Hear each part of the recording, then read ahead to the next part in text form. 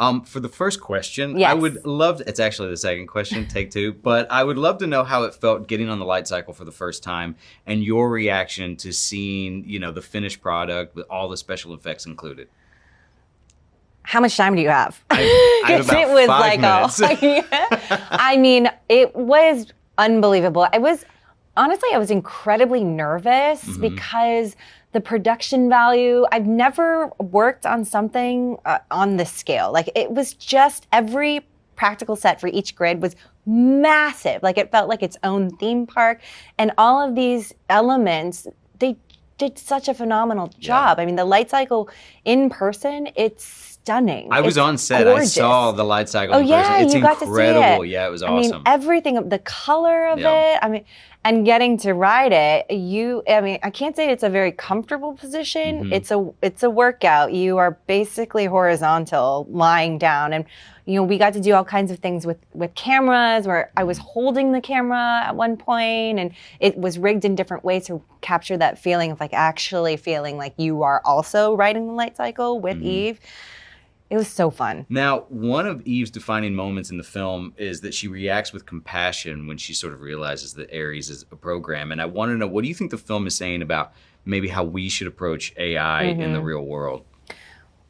We were so lucky that we got to consult with some actual experts. Dr. Fei Li, who is actually in the movie playing herself, and during that TED Talk scene, she's basically the grandmother of AI, and she created ImageNet. And getting to know her and other people like her, it was incredibly inspiring because the idea that, this tech and AI, it's undeniably having a presence in our lives and will continue to.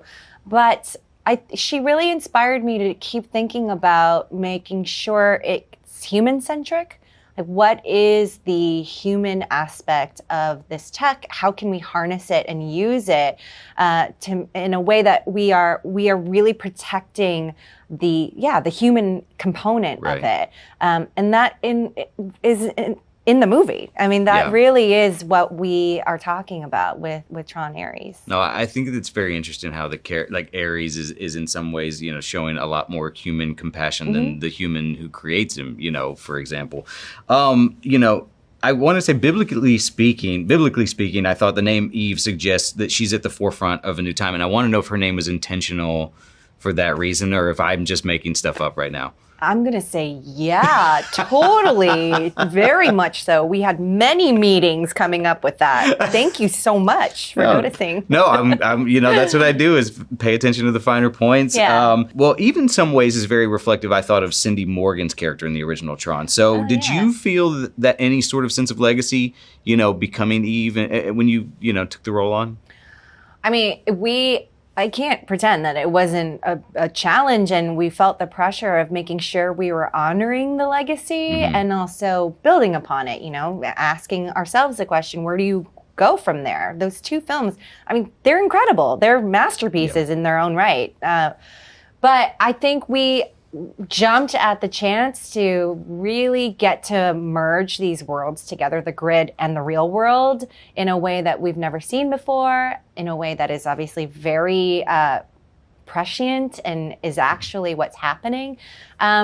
So yeah, in terms of Eve, I think we were just trying to figure out a way for the audience to feel like they had their eyes into that experience. Yeah, and there's so many things that I want to bring up with you that I feel like I can't because it's so spoilery right now. But but the movie's so much fun. And so, I just want to say thank you for your time. I'm excited for people to check it out. Maybe we'll get to talk about this a little bit further down the road when we can dig into that some more. Yes, sounds good. First off, Joachim, the movie's incredible. I mean, pounded my senses into the pavement in IMAX last night, and I loved it. That's a compliment. Yeah, okay, good. So were you a fan of the original Tron? And if so, how surreal was it to direct Jeff Bridges?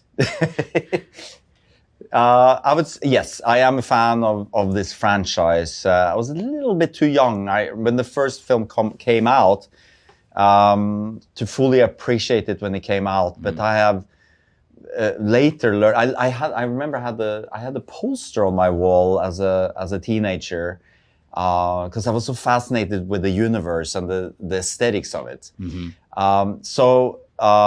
it's been very important for me to honor that kind of, you know, legacy. I think they are masterpieces, the two previous films, and that setting the bar high. Yeah. And that was a pressure I put on myself and everybody working on this film, that how can we somehow elevate it and bring it to the next level, and at the same time bring back some of the fan favorites. And that I'm talking about myself as well. Like, what did I want to, you know, bring back and see again? And obviously, you know, the Lightcycle and things like that needs to be a big part of it.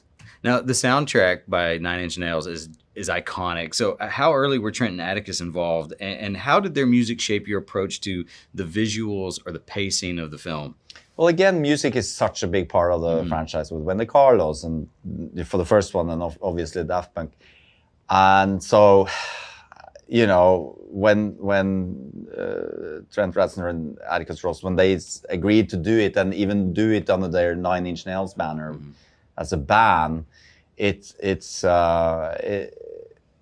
was such an amazing add to the team that we were, you know, trying to make this movie. And I knew this was happening when I was shooting the film. So I used to listen to old Nine Inch Nails, getting into the groove, you know, because it's also so big part of the concept and the story here is that... Did you have a particular song that you would go to? I think it was more like just... oh, that's a good question.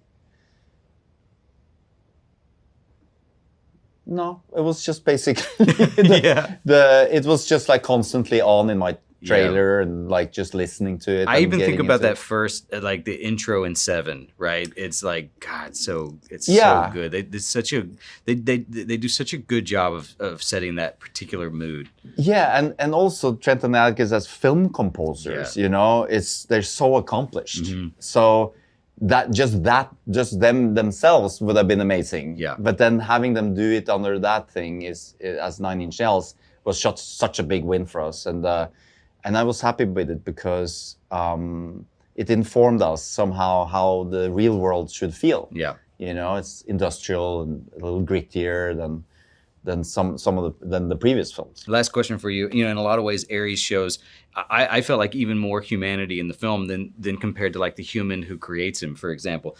Do you think Tron Ares is ultimately optimistic or cautionary about where AI in our real world is headed?